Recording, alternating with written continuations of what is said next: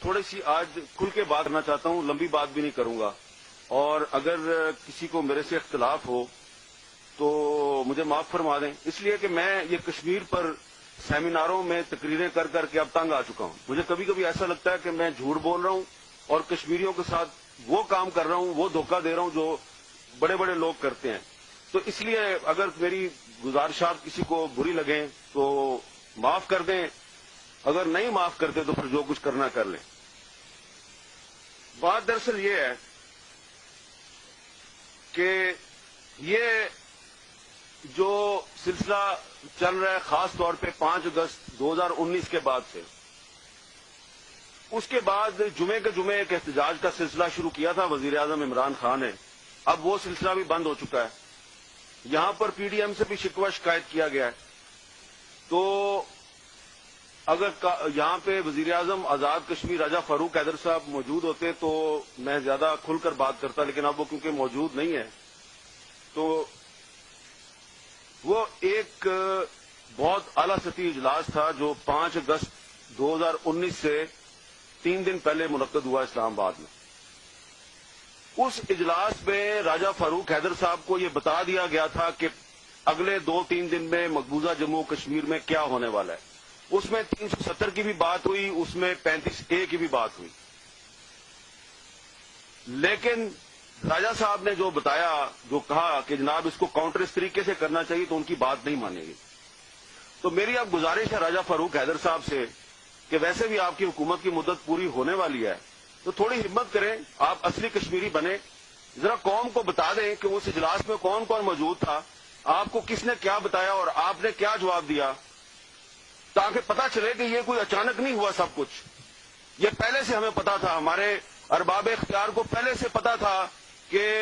مقبوضہ جموں کشمیر میں بھارت کے عزائم کیا ہے، وہاں پہ 370 بھی سسپینڈ ہونے والا ہے، وہاں پہ 35A بھی ختم ہونے والا ہے، اور ان کا منصوبہ کیا ہے۔ اور اس کے بعد جب وہ ہو گیا تو پھر آپ نے دیکھا کہ آپ کی فورن پالیسی جو ہے وہ جس طریقے سے ناکام ہوئی، اس کا ذکر یہاں پہ ہوا ہے۔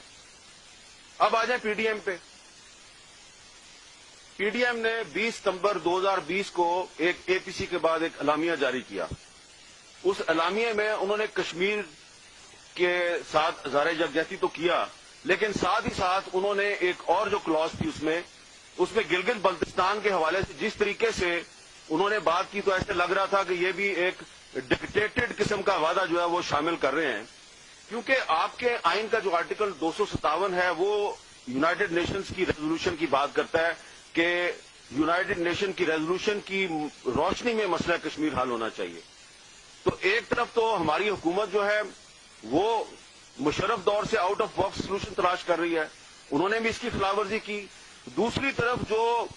پی ڈی ایم کی 2 جماعتوں نے جس طریقے سے الیکشن مہم چلائی گلگت بلتستان کے انتخابات میں کہ ہم گلگت بلتستان کو صوبہ بنائیں گے جی پاکستان کا،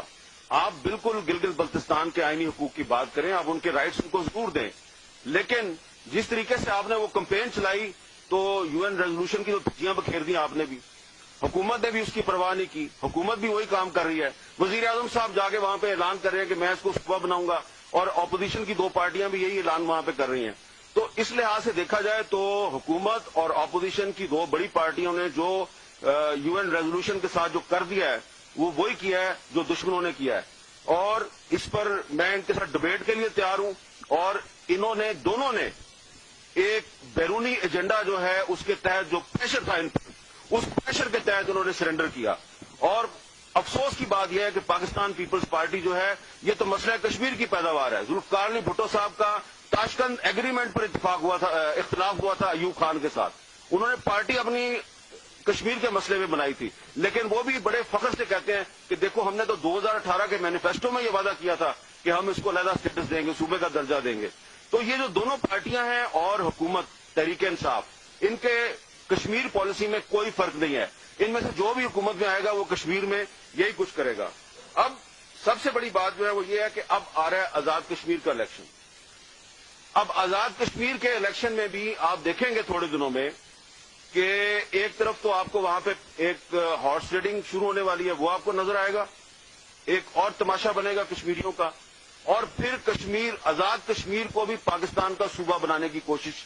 اسی الیکشن کے ذریعے شروع ہوگی. اور جب آپ آزاد کشمیر کے بارے میں بھی یہ بات کریں گے تو پھر آپ مجھے بتائیں کہ UN ریزولوشن کدھر جائے گی.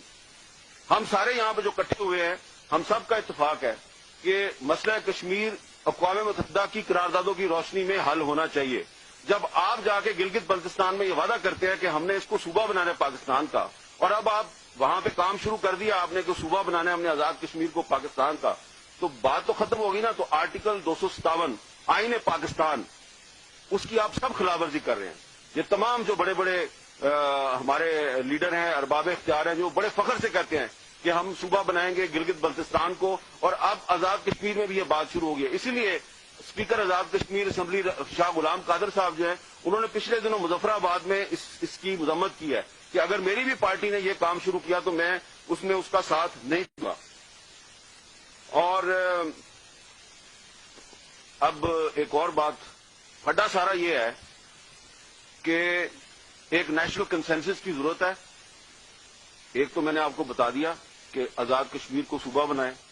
ایک تو اس پہ کنسنسس کروانا ہے. جیسا کہ پہلے ایک میس میں سب کو بلا کے تو گلگت بلتستان پہ بھی کنسنسس ہو گیا تھا، بجائے کہ پارلیمنٹ میں کنسنسس کریں آپ کسی کے میس میں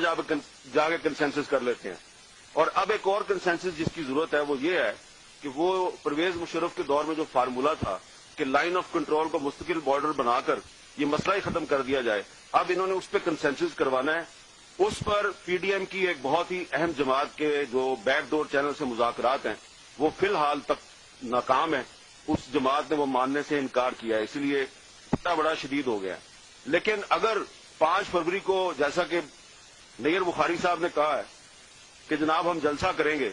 تو جلسے میں ذرا بتا دینا وہ ایسے وہ نیر بخاری صاحب کی پارٹی نہیں ہے، ان سے بڑی پارٹی ہے. اگر آپ واقعی کشمیر کے ساتھ اس کے کاز کے ساتھ مخلص ہیں تو 5 فروری کے جلسے میں بتائیں کہ کس نے آپ کو یہ کہا ہے کہ یہ LOC کو مستقل بارڈر بنانے پہ